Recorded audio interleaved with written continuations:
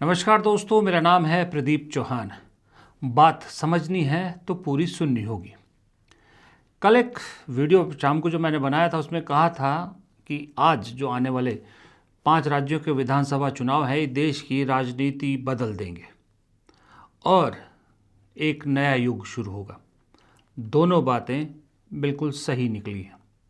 अब आप कहेंगे कि प्रदीप चौहान ये बताइए कि क्या आप आज जो है चुनाव नतीजे हैं उन पर विश्वास करते हैं? तो मेरा जवाब है कतई नहीं, क्योंकि हार जीत चलती रहती है, राजनीति हार और जीत चलती है, लेकिन ये एक तरफा जीत जो होती है ना, ये कभी हजम नहीं होती। और जिस तरह का इस बार चुनाव प्रचार देखा गया उसके बाद तो बिल्कुल नहीं। फिर सवाल दूसरा आता है, आप पूछोगे कि क्या आप इन चुनाव नतीजों को मानते हैं? तो मैं कहूँगा हाँ, मैं इन चुनाव नतीजों को मानता हूँ। विश्वास नहीं करता पर मानता हूं, क्योंकि इन चुनाव नतीजों में कुछ गड़बड़ हुई है। इसका कोई सबूत ना मेरे पास है ना मुझे किसी ने दिया। जब सबूत नहीं है तो इसका मतलब चुनाव आयोग जो आंकड़े जारी कर रहा है हमें उसे मानना पड़ेगा जब तक हम कोई पुख्ता सबूत नहीं देते। तो इसलिए मैं हाँ, ये चुनाव नतीजों को मानता हूँ। अब इस चुनाव नतीजों का निष्कर्ष या जो कहें कि भाई क्या बदलाव हुआ है, क्लियर है। शायद मुझे बताने की भी ज़रूरत नहीं कि जो पहला मैसेज इस चुनाव से साफ निकला है कि अब भारत की राजनीति कंप्लीटली बदल जाएगी और बदलने के रास्ते पर है, जो किसी भी मजबूत लोकतंत्र के लिए बेहद ज़रूरी है। उस रास्ते पर भारत की राजनीति चल गई है, क्योंकि अब दौर मुख्य पार्टियों या छोटे छोटे दलों के बीच में बहुकोणीय चुनावों का नहीं है। अब दौर शुरू हो रहा है 2 पार्टी सिस्टम का, 2 दलीय प्रणाली की तरफ ये देश बढ़ रहा है। जनता 2 दलीय प्रणाली की तरफ इस देश को ले जा रही है। यानी अब होगा राहुल बनाम मोदी या यूं कहें कांग्रेस बनाम बीजेपी। यही 2 पार्टियां अब आपको इस देश की राजनीति में नजर आएंगी, क्योंकि आज 5 राज्यों के विधानसभा चुनाव के नतीजों में जिस तरह से 2 बड़ी क्षेत्रीय पार्टियां निपटी हैं, उन्होंने साफ कर दिया है कि अब इस देश में क्षेत्रीय पार्टियों की राजनीति का दौर खत्म हो चुका है। हाल फिलहाल में अगर आप नज़र दौड़ाएं तो आपकी स्क्रीन पे देखिए लिस्ट है। ये सब पार्टियां TMC, DMK, BJD, Biju Janata Dal, RJD, JDU, Aam Aadmi party, Shiv Sena, NCP, BRS, Akali Dal, Indian national लोक दल, वाईएसआरसीपी, बीएसपी, पीडीपी, लेफ्ट और एआईडीएफ। ये वो पार्टियां हैं जो राष्ट्रीय जो मानचित्र है या यूं कहें जो लोकसभा चुनाव है उसमें इम्पैक्ट रखती थी। ये सब पार्टियां अपने खात्मे की तरफ अग्रसर हो रही हैं। 2 रीजनल पार्टीज बची हैं, समाजवादी पार्टी और Telugu Desam party. Telugu Desam party BJP के साथ आंध्र प्रदेश में सत्ता में है, लेकिन बीजेपी का ट्रैक रिकॉर्ड अगर आप देखें, जिसकी उंगली पकड़ी सबसे पहले उसी को निपटाया है। तो टीडीपी के पे भी मुझे भरोसा नहीं है कि अगली बार कोई बहुत बड़ा फैक्टर ये दिखेगा। बची समाजवादी पार्टी।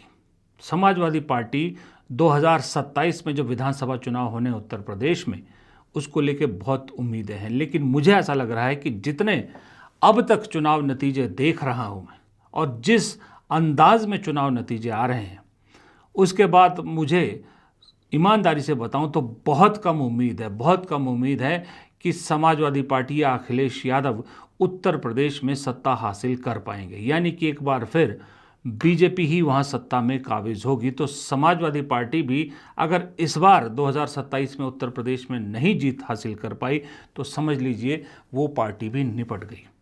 तो इतनी क्षेत्रीय पार्टियां, जो बड़ी पार्टियां थी, छोटी छोटी पार्टियां तो मैं गिन ही नहीं रहा, ये बड़ी बड़ी पार्टियां ये सब निपट चुकी हैं। तो ऐसे में आप नीचे दक्षिण से लेकर उत्तर तक, पूरब से लेकर पश्चिम तक कहीं नज़र दौड़ाइए, आपको 2 ही पार्टियां आज की डेट में नज़र आ रही हैं। वो एक है कांग्रेस और एक है बीजेपी।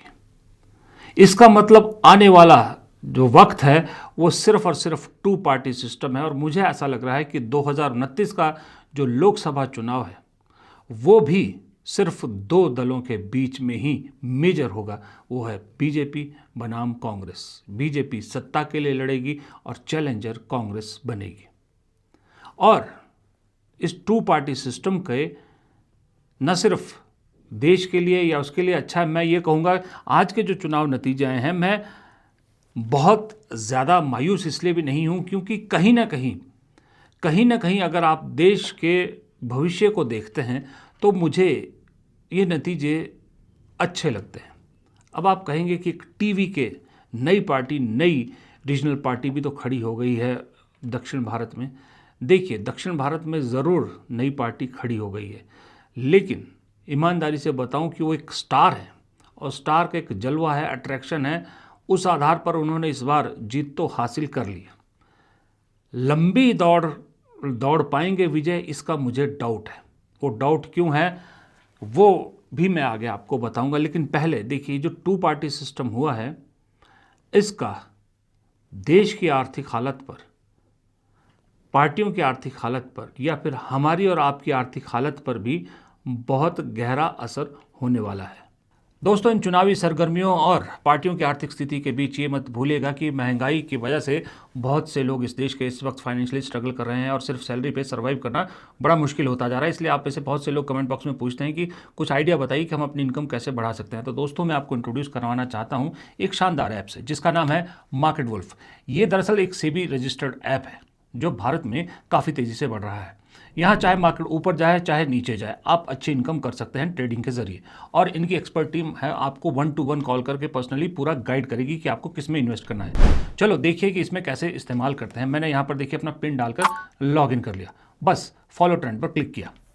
ये आपको प्रॉफिटेबल ट्रेंड दिखाता है जो बाजार में चल रहा है और आप एक ही क्लिक में फॉलो कर सकते हैं। आप यहाँ बहुत छोटी सी इन्वेस्टमेंट से भी ट्रेडिंग की शुरुआत कर सकते हैं, जहाँ दूसरे ऐप्स में आपको 3 गुना तक ज़्यादा पैसे चाहिए होते हैं इन्वेस्टमेंट करने के लिए। अब देखिए, इसमें एक इनबिल्ट स्टॉप फीचर भी है जो आपको नुकसान से बचाता है। मतलब जैसे ही ट्रेड एक लॉस के लेवल तक पहुंचता है, खुद ब खुद स्टॉप लगा देता है ताकि आपको ज़्यादा नुकसान ना हो। और इनका ब्रोकरेज भी इंडस्ट्री में सबसे कम में से एक माना जाता है। देखिए, प्रॉफिट ट्रेंड के हिसाब से मूव कर रहा था, मैंने स्टॉप ट्रेड क्लिक किया और 1476 का प्रॉफिट बुक हो गया, वो भी इतने कम समय में। इस पूरी फैसिलिटी को आप सिर्फ 99 रुपये की लाइफ टाइम फी में इस्तेमाल कर सकते हैं, वो भी सुबह 9 बजे से लेकर रात 12 बजे तक। आप यहाँ और कमोडिटी जैसे gold, silver, crude oil, natural gas, इन सब को भी ट्रेड कर सकते हैं, जैसा मैंने कहा सुबह 9 बजे से लेकर रात 12 बजे तक। मार्केट वुल्फ ऐप आपको फ्री रिकमेंडेशन भी देता है। ये देखिए, लोगों ने सिर्फ एक दिन में 11,850 का प्रॉफिट बुक किया। पिछले साल 5,03,940 और इस साल सिर्फ 4 महीने में 82,314 रुपये का प्रॉफिट बुक हो गया है। और इस प्रॉफिट में मार्केट वुल्फ का कोई कमीशन भी नहीं लगता। मार्केट वुल्फ ऐप के 2 मिलियन से ज़्यादा डाउनलोड ऑलरेडी हो चुके हैं। तो दोस्तों, देर किस बात की, लिंक डिस्क्रिप्शन में दिया है और कमेंट में भी पिन किया है। इस वीडियो को देखने के बाद जाइएगा और मार्केट वुल्फ को एक बार चेक ज़रूर कीजिएगा। अब वापस कहानी पर लौटते हैं। टू पार्टी सिस्टम या 2 दलीय प्रणाली जिसको आप कहते हैं, लोकतंत्र के लिए क्यों अच्छा है, इसका उदाहरण आप यूएस से ले सकते हैं, जहां पर 2 ही पार्टियां मेजरली जो है वो एक दूसरे के आमने सामने होती है, बारी बारी से दोनों को मौका मिलता है। और अमेरिका ने कितनी तरक्की की है ये तो बताने की ज़रूरत नहीं है। टू पार्टी सिस्टम के प्लस क्या है पहले मैं आपको बता दूं, क्योंकि मैंने अपने थंबनेल में भी लिखा है कि थोड़ी खुशी ज़्यादा गम। टू पार्टी सिस्टम तो हो रहा है, 2 चेहरे की लड़ाई भी होगी, लेकिन इसमें खुशी थोड़ी कम है, गम थोड़ा ज़्यादा है। पहले खुशी की बात कर लेते हैं। खुशी की बात यह है कि अगर ये टू पार्टी सिस्टम की तरफ जहां देश बढ़ रहा है, इसके फ़ायदे क्या होंगे। पहला फ़ायदा ये है कि संदेश जो देश को दिया है वो ये है कि अब कोई मोदी बनाम मैं, मोदी बनाम मैं, मोदी बनाम केजरीवाल, मोदी बनाम ममता बनर्जी, मोदी बनाम ये, मोदी बनाम वो नहीं होगा। क्लियर, जब भी लोकसभा चुनाव होंगे, जब तक मोदी हैं तब तक मोदी बनाम राहुल होगा, या उससे आगे भी आप मान लीजिए ना मोदी रहे ना राहुल रहे, बीजेपी बनाम कांग्रेस होगा।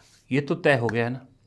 और जब टू पार्टी सिस्टम सामने है तो उसके फ़ायदे ये हैं कि लोगों के सामने क्लियर विज़न रहता है, एक इस पार्टी का विज़न, एक इस पार्टी का विज़न, कोई कन्फ्यूजन, और अपने जो स्थानीय लोग हैं या जो मतदाता है वो अपने जात पात हित इसके हित नहीं देखता, उसके पास चॉइस ही दो है।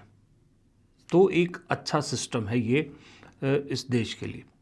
दूसरा पॉजिटिव इसका है कि लोकतंत्र के लिए ये बहुत मजबूत है, क्योंकि आपने देखा होगा कि जब से ये मल्टी पार्टी सिस्टम शुरू हुआ है तब से इस देश की राजनीति बड़ी अस्थिर सी रही है, और दूसरी बात, इस देश की राजनीति में उथल पुथल रही है, लोकतंत्र कहीं ना कहीं कमज़ोर हुआ है।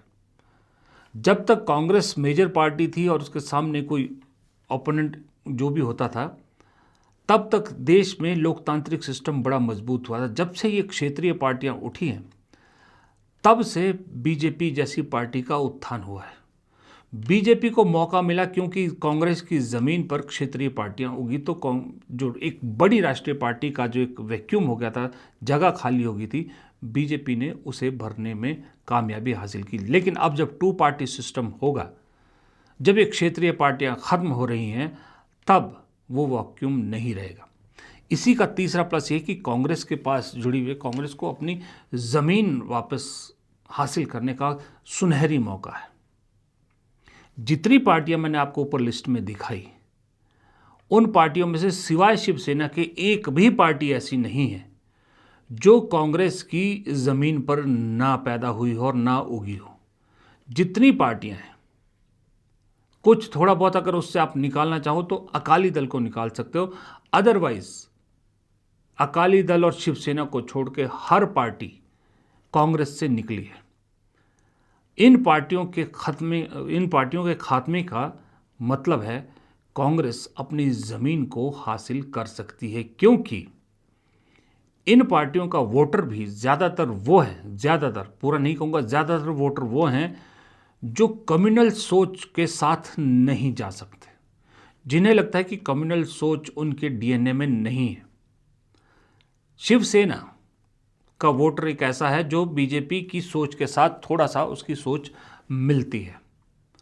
अकाली दल की सोच बीजेपी के साथ इसलिए नहीं मिल सकती क्योंकि अकाली दल जिस धर्म के लोगों को रिप्रेजेंट करती है, उस धर्म के लोगों की सोच बीजेपी की सोच के साथ नहीं मिलती, क्योंकि बीजेपी बात करती है हिंदू राष्ट्र की, और कहीं ना कहीं वो सिख धर्म को हिंदू धर्म का पार्ट बताने की कोशिश करती है, जो सिख धर्म के लोगों को पचती नहीं है, बात जो उन्हें पसंद नहीं आती।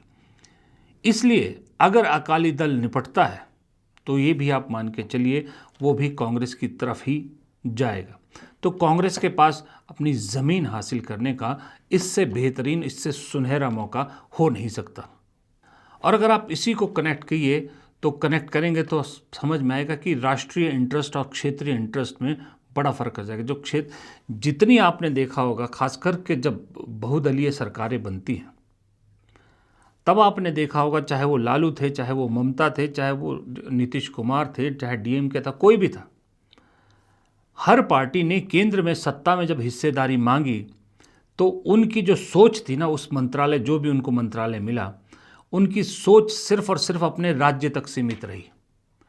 किसी ने पूरे देश के बारे में नहीं सोचा। अगर लालू ने रेलवे मंत्रालय लिया तो उन्होंने रेलों का रुख बिहार की तरफ मोड़ लिया, ममता बनर्जी को रेलवे मिला तो बंगाल की तरफ मोड़ दिया, डीएमके को मंत्रालय मिले तो सब कुछ वहीं को जा रहा था। मनमोहन सिंह की सरकार तो गिरी ही डीएमके के मंत्रियों की वजह से थे, क्योंकि सबसे ज़्यादा आरोप डीएमके के मंत्रियों पर लगे थे।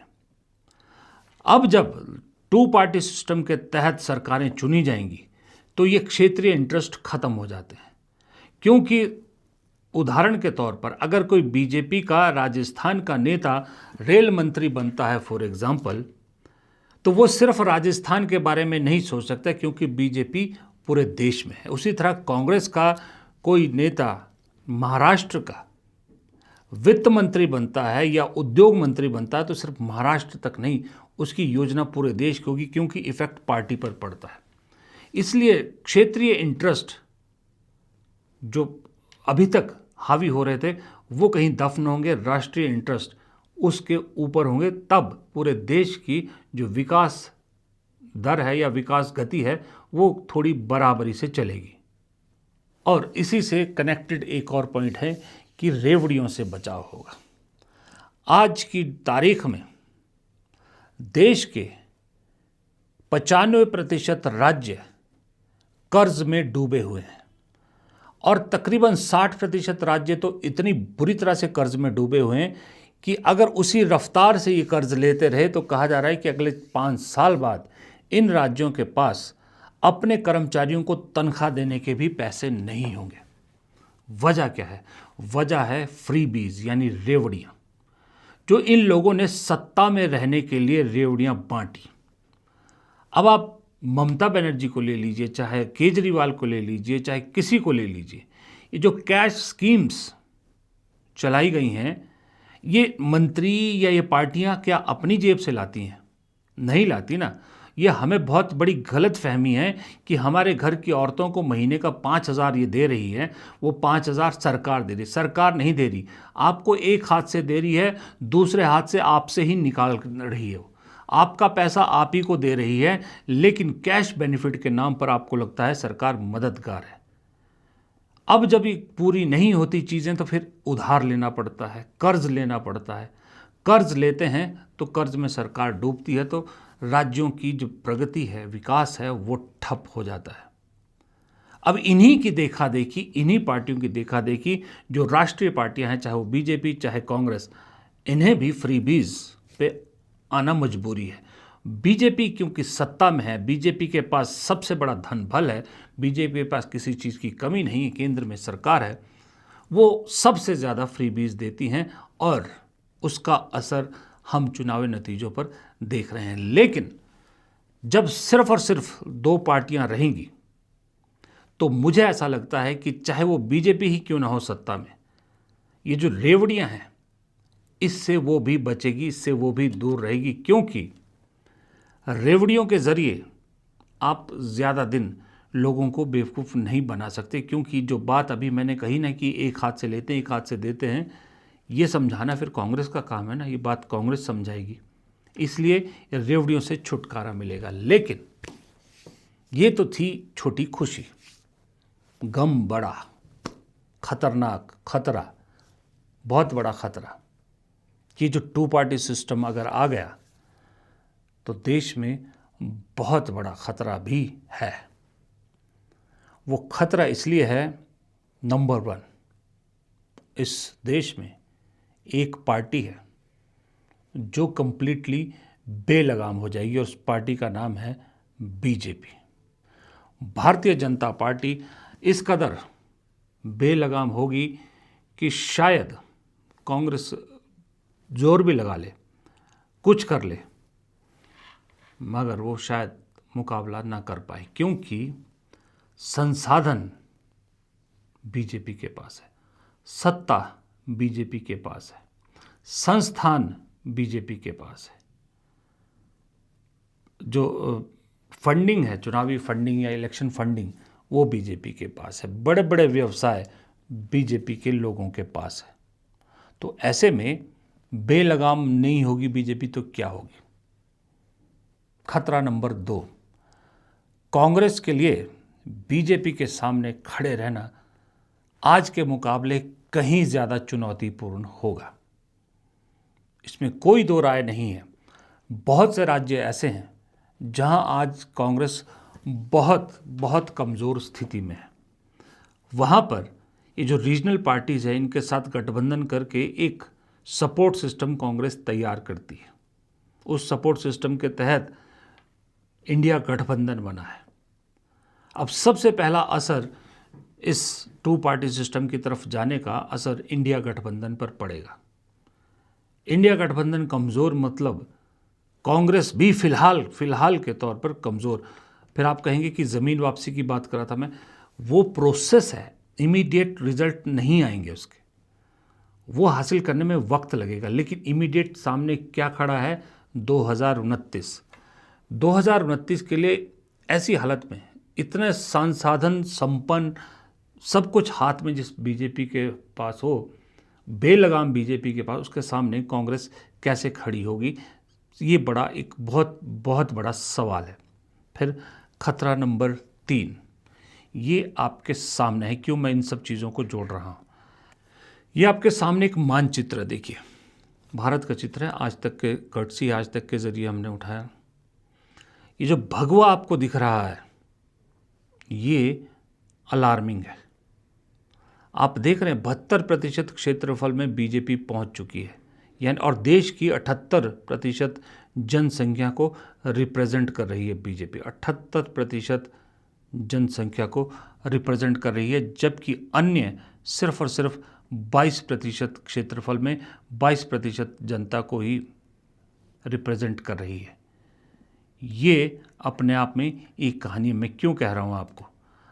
अब आप आगे देखिए, जब आप वोट के उस पे आते हैं तो तमिलनाडु के 2021 के चुनाव नतीजे देखिए। तब बीजेपी को 2.62% वोट मिला था, 4 सीटें जीती थी 2021 में। कांग्रेस तब 18 सीटें जीती थी तमिलनाडु में, 18 सीटें, और 4.27% वोट मिला था। बीजेपी को 2.62 और कांग्रेस को 4.27% तमिलनाडु का। और इस बार कितना वोट प्रतिशत है बीजेपी का तमिलनाडु में? बढ़कर 3.05% और कांग्रेस का घटकर 3.65%।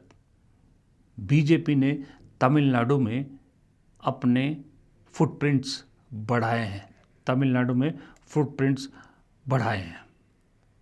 अब आप पश्चिम बंगाल देखिए। पश्चिम बंगाल में जहां कांग्रेस कभी सत्ता में हुआ करती थी, वापसी की कोशिश करी, कांग्रेस के फुटप्रिंट सिर्फ 3.21% पर है इन चुनाव में, सिर्फ 3.21%। हालांकि पिछली बार से थोड़ा सा एक पॉइंट के आसपास ज़्यादा है।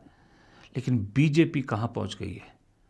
44.92% पर, 44.92% पर बीजेपी पहुँच गई है पश्चिम बंगाल में। पुडुचेरी देखिए। पुडुचेरी में कांग्रेस को इस बार 22.77% वोट मिला, और ऑल इंडिया AIR-NRC, माफ़ कीजिएगा नाम क्या, हाँ, ऑल इंडिया NR कांग्रेस, इसको सबसे ज़्यादा वोट प्रतिशत मिला है। कितना? 27.49%। कांग्रेस दूसरे नंबर पर 22.27%, और बीजेपी को मिला है 8.94। बीजेपी को 8.94 मिला। कहाँ? पुडुचेरी में। और सीट्स देखिए, AINRC की 9 सीट्स, बीजेपी की 2, जबकि बीजेपी का वोट शेयर कांग्रेस से कम है। कांग्रेस को दूसरे नंबर का वोट शेयर होने के बावजूद सिर्फ 1 सीट मिली है। पुडुचेरी में भी बीजेपी ने अपने कदम बढ़ाए हैं। अब ये सारी कहानी है जो मैंने आपको सुनाई, दक्षिण भारत की सुनाई। दक्षिण भारत, उत्तर भारत में या दूसरे जगहों पर तो बीजेपी ऑलरेडी अपने फुटस्टेप बना चुकी है, आपके सामने है।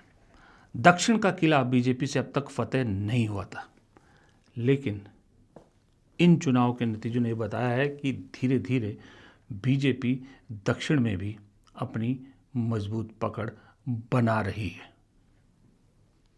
तो ये है बीजेपी के बढ़ते कदम। अब इन सब को मिला के, और भी पॉइंट होंगे पर मैं मोटा मोटा ही पॉइंट बताएं, इन सब को मिला के जो मेजर, जो बड़ा खतरा है, और जो मानचित्र आपको दिखाया मैंने, उस मानचित्र के हिसाब से भी माने और उसको अगर और बढ़ जाता हो तो क्या होगा? सबसे पहले और सबसे बड़ा खतरा इस देश के संविधान को और लोकतंत्र को होगा। जब 80% से ज़्यादा एक पार्टी देश को रिप्रेजेंट कर रही हो तो उसे कौन रोक सकेगा? कोई नहीं होगा उसे रोकने वाला। जब तक कांग्रेस पार्टी अपने पैरों पर खड़ी हो पाएगी तब तक चीज़ें हाथ से निकल चुकी होगी। यानी खतरा, देश का संविधान बदला जाएगा, देश का संविधान बदलेगा तो देश का लोकतंत्र तो डूबेगा ही डूबेगा। तो सबसे बड़ा खतरा यह है कि ये 2 पार्टी सिस्टम अगर आता है, क्षेत्रीय पार्टियां खत्म हो जाती है और कांग्रेस इसी तरह से कमज़ोर रहती है, और या फिर बढ़ती भी है तो इसी स्लो रफ्तार से बढ़ती है जो भी है, तो फिर ये जो लोकतंत्र है और जो संविधान है ये शायद ना बच पाए। कहने को कांग्रेस की आज केरल में चौथी सरकार बन गई है, 3 सरकारें ऑलरेडी थीं, 4 सरकारें हो जाएंगी, लेकिन हमें ये नहीं भूलना चाहिए कि ठीक 1 साल बाद या सवा साल बाद, 1.5 साल बाद हिमाचल के चुनाव हैं। और मैं आपको अभी भी बोल रहा हूँ कि आज की डेट में स्थिति यह है कि हिमाचल में कांग्रेस की सरकार वापस रिपीट होने के चांस 0 के बराबर है, यानी कि उसके बाद फिर 3 नंबर पे रह जाएंगे, फिर भी वही 3 राज्यों में सरकारें होंगी, वो भी तीनों के तीनों दक्षिण के राज्य। क्या बीजेपी ये जानती है कि कांग्रेस फिलहाल दक्षिण तक ही सीमित रह सकती है, इसीलिए वो डिलिमिटेशन का बिल लाकर कांग्रेस को कॉर्नर करने के लिए दक्षिण को उत्तर के मुकाबले कहीं कमज़ोर करना चाह रही थी, ताकि दिल्ली की सत्ता में दक्षिण की आवाज़ ही ना गूंज पाए या दक्षिण की आवाज़ में कोई दम ही ना हो। इसलिए ये डिलिमिटेशन का बिल लाया गया। अब तो स्थितियां साफ दिख रही हैं कि मकसद तो वही था। इसलिए जो आज खुश भी हैं हो रहे होंगे कि भाई ये जो नतीजे आए हैं, कम से कम डीएम के ममता बनर्जी जैसी बड़ी बड़ी रीजनल फोर्सेस अगर निपट रही हैं तो चलिए कोई बात नहीं, कांग्रेस के लिए भी जगह खुल रही है, बीजेपी से सीधा मुकाबले का मौका बन रहा है, राहुल बनाम मोदी होगा नो डाउट, लेकिन उसके लिए मैदान भी तो निष्पक्ष होना चाहिए ना, एम्पायर भी निष्पक्ष होने चाहिए, वातावरण भी निष्पक्ष होना चाहिए, तब तो मज़ा है। जब सब चीज़ें एक तरफ हो, एक के साथ खड़ी हों, और सत्ता भी उसी के पास हो, संसाधन भी उसी के पास हो, पैसा भी उसी के पास हो, तब राहुल गांधी भी मोदी के सामने कैसे मुकाबले में खड़े रह पाएंगे, ये एक बहुत बड़ा सवाल है। इसलिए जो खुश हो रहे हैं उन्हें भी मुबारक, लेकिन खुश होने वालों को ये ज़रूर सोचना चाहिए कि इसमें खुशी थोड़ा ज़्यादा कम है, गम थोड़ा ज़्यादा है। गम क्या है वो मैंने आपको बता दिया। तो दोस्तों, जाते जाते एक बार फिर ये भी आपको याद दिला दूं कि मार्केट वुल्फ ऐप इंडिया में बहुत तेज़ी से बढ़ रहा है, 2 मिलियन से ज़्यादा डाउनलोड ऑलरेडी हो चुके हैं। तो इस ऐप के साथ अपनी ट्रेडिंग जर्नी शुरू कीजिए, लिंक डिस्क्रिप्शन में है और कमेंट में पिन किया हुआ है, बस क्लिक कीजिए, डाउनलोड कीजिए और अपना सफ़र शुरू कीजिए। और अपने इस दोस्त को फ़िलहाल आज इजाज़त दीजिए। वीडियो पसंद आया तो लाइक कीजिएगा, शेयर कीजिएगा, कमेंट बॉक्स में अपनी राय ज़रूर दीजिएगा। चैनल को सब्सक्राइब नहीं किया है खुद भी सब्सक्राइब कीजिएगा, अपने दोस्तों से भी सब्सक्राइब कीजिएगा। और हमारी आर्थिक स्थिति बेहतर करना चाहते हैं तो ज्वाइन बटन या सुपर थैंक्स के ज़रिए आप हमारी मदद भी कर सकते हैं। नमस्कार।